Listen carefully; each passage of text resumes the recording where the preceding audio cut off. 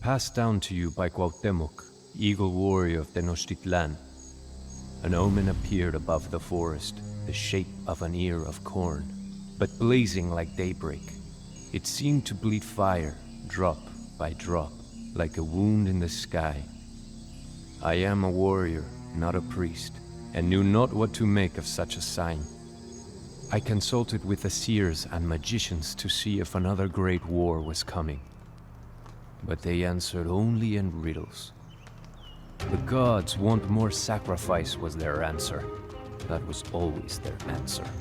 Much of our empire of rainforest and volcanoes has been conquered in the name of sacrifice. The magicians tell us that we must make a sacrifice every single day for the sun to continue to rise.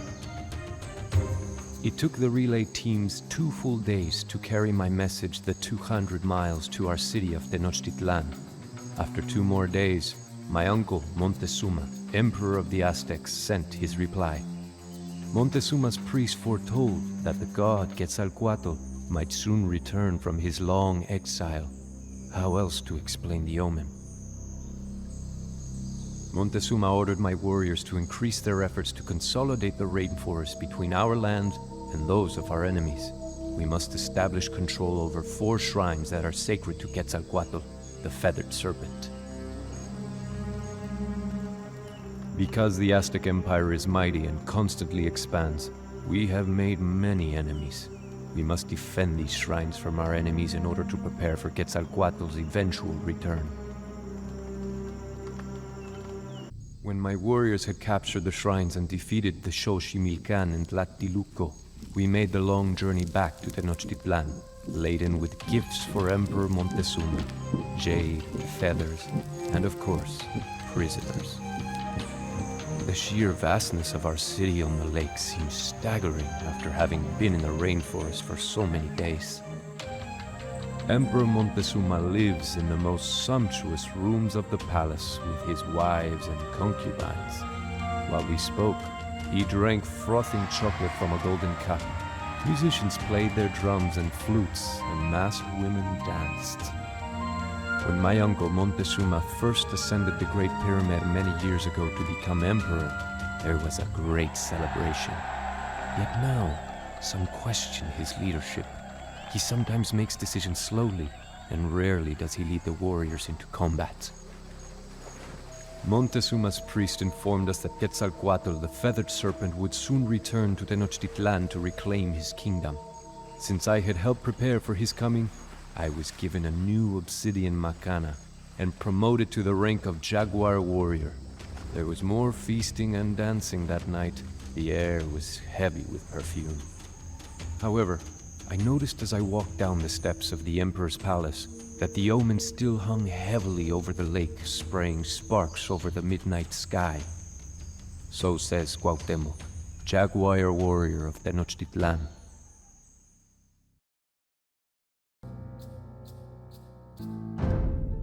Passed down to you by Cuauhtémoc, Jaguar warrior of Tenochtitlan. The gods were still uneasy, for another omen appeared that same year. The temple of the demon Huitzilopochtli burst suddenly into flames, although it was made of stone. When the people hurried to pour water on the fire, it burned with even greater violence. I asked our Emperor Montezuma what we needed to do to appease the gods. His haughty priests made the predictable reply. The Aztec Empire needed more prisoners. The sun god, the rain god, and even the feathered serpent Quetzalcoatl were angry deities that required sacrifice. Our city-state of Tenochtitlan is allied with 2 others, together composing the Triple Alliance. Montezuma intended for the Triple Alliance to attack our longtime enemies, the Tlaxcala. I sent the traditional shield, arrows, and cloaks to the Tlaxcala, declaring to them that they would soon be attacked. Then, we marched out into the forests, our jaguar and eagle banners ready to clash with the heron banners of the Tlaxcala. Birds in the rainforest canopy took to the sky, eager to be away from the violence that was to come. The first messengers to arrive in Tenochtitlan told of mountains or towers that floated on the sea. Each story told to Montezuma was more fantastic than the last. They could fire stone balls, shooting sparks and raining fire that could crack open weapons. Huge deer with no antlers carried these gods on their backs.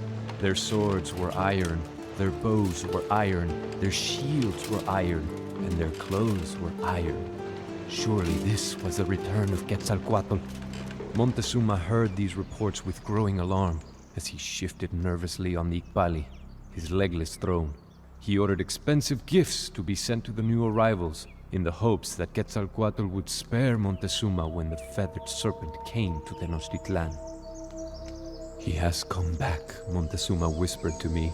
"He seeks his place on the throne, for that is what he promised when he departed." I held my weapons tightly but said nothing. How could I challenge the word of our emperor? So says Cuauhtémoc, Jaguar warrior of Tenochtitlan.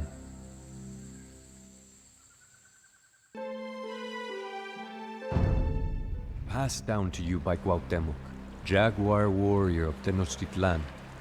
Another omen. The lake around the great city of Tenochtitlan rose and boiled. It foamed until it washed against the houses of the city, sweeping many of them into the lake.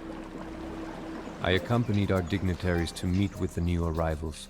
We journeyed towards the coast, through the lands of our enemies, the Tlaxcala. When we emerged from the forest, the strangers welcomed us, although they kept their weapons nearby. I told them that we were Aztecs, representatives of the great Montezuma. Their leader said that his people were Spanish, and he named himself Cortez, although he seemed pleased when we referred to him as Quetzalcoatl.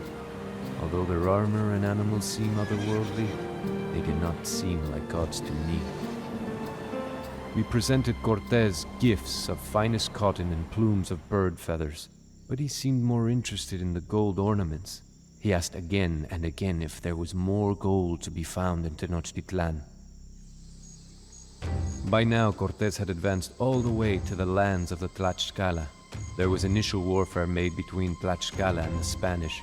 However, when Cortez heard stories about the size of Tenochtitlan and the number of our brave Aztec warriors, he suggested that the Spanish and the Tlaxcala join forces and attack the Aztecs. Although the Aztec warriors fought well that day, my men were frightened by the beasts that the Spanish rode into combat, and by the noise of their exploding weapons. Although we had survived the attack, I thought it best to withdraw towards Tenochtitlan and share with Emperor Montezuma all that we had learned. I don't know if my uncle Montezuma was being cowardly or merely trying to preserve us from the wrath of the gods, but he sent more gifts to Cortez along with an invitation to visit our great city as his personal guest. I was there when Montezuma met Cortez on one of the causeways leading into our great city. The Spanish had evidently never seen anything like Tenochtitlan, and they stared in wonder at the brightly colored markets and pyramids rising out of a man-made island in the middle of a gigantic lake, Texcoco. Some of the Spanish soldiers asked whether it was all a dream, the first glimpse of things never heard, seen, or dreamed before. Montezuma led Cortez to the top of the Great Pyramid, where he pointed out the various canals and neighborhoods of the city. But Cortez was mostly interested in gold ornaments, and helped himself to any which he encountered. I was no longer convinced that this man was Quetzalcoatl. So says Cuauhtémoc, Jaguar warrior of Tenochtitlan.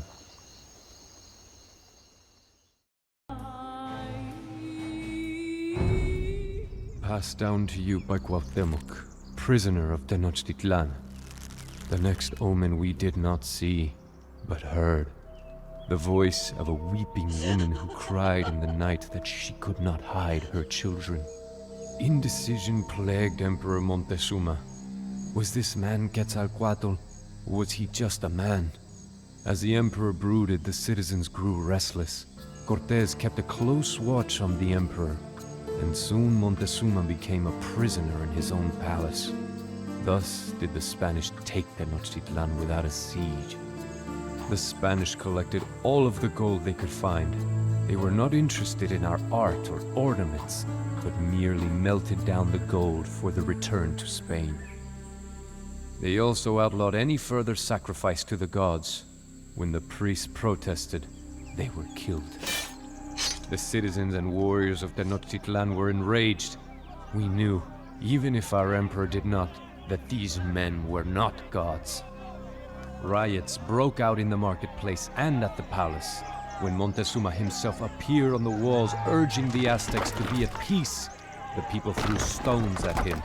It was time to remove these so-called gods from Tenochtitlan.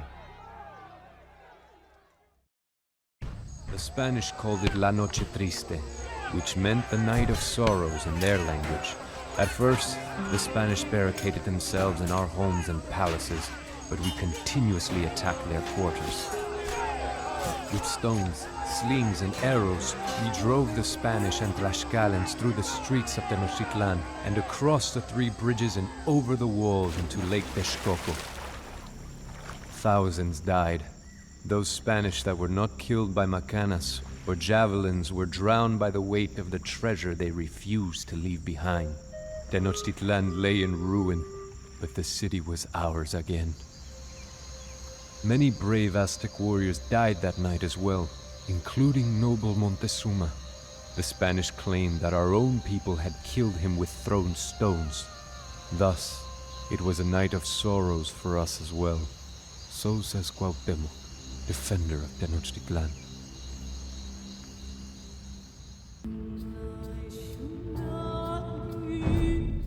Passed down to you by Cuauhtémoc, Emperor of Tenochtitlan.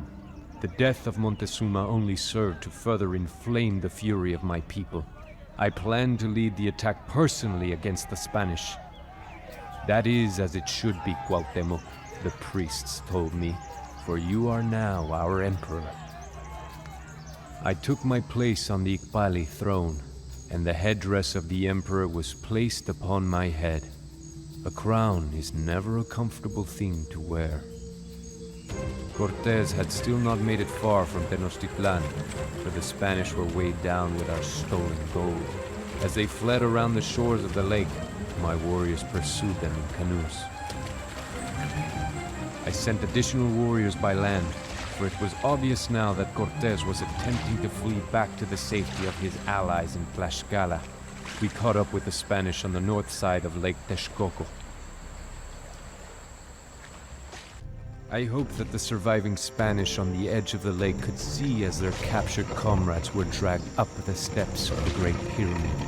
Perhaps they would then understand why we feared the wrath of the feathered serpent Quetzalcoatl. Perhaps they would know fear as well. With the fighting having subsided, there was much work to be done. Our city had suffered much from the Spanish occupation and the fighting in the streets. The priests set out to repair the temples, for the Spanish had cast down the idols that we had placed there. We began a celebration to give thanks to the gods, when a great plague struck Tenochtitlan. Many of our people became helpless and could only lie in their beds. Many others died. We did not know if the gods were still unhappy with us, or if this was some weapon unleashed by the Spanish.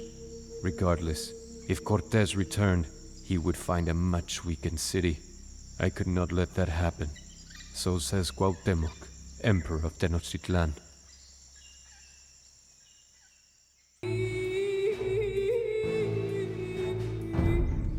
Passed down to you by Cuauhtémoc, Emperor of Tenochtitlan. The Spanish will return soon. I had hoped that Cortez would continue fleeing back from whence he came, but he had stopped to regroup at Tlaxcala. I imagined that he could not stand the thought of returning to Spain while we still had treasuries of gold hidden from him. Still dreaming of gold and glory, the Spanish pledged themselves to another assault on Tenochtitlan. In Tlaxcala, Cortez constructed many warboats on dry land. Then he had the crafts broken down and carried through the rainforest, only to be rebuilt on Lake Texcoco. He knows that my Aztec warriors can defend the bridges leading into Tenochtitlan, but we are vulnerable from the water. I called the warriors to one final battle. The priests attempted to encourage the troops, by calling upon the Aztecs to defend their ancient gods and their glorious city. They sent up smoke signals to declare that the Aztecs were ready for war as I climbed the steps of the great temple and sounded the shell trumpet. Tenochtitlan would be under siege soon, and the brave Aztecs would die before we would see her captured. Not so long ago, some 500,000 people called Tenochtitlan home. It is difficult to recall that this smoking ruin was once an endless city. Yet, we will rebuild. We created this island upon which our city and temples stand, and we can do it once more. The Aztec Empire has endured its greatest challenge, yet the Spanish may return in the future. I am not certain that there is a place for us in this new world. I could ask the gods for a hint of the future, but no doubt that would lead to more sacrifice, and I think there has been enough death for now. My people composed a poem to commemorate this great war that we have survived, and yet perhaps still not won. Broken spears lie in the roads. We have torn our hair in grief. The houses are roofless now, and their walls are red with blood. So says Cuauhtémoc, Emperor of Tenochtitlan.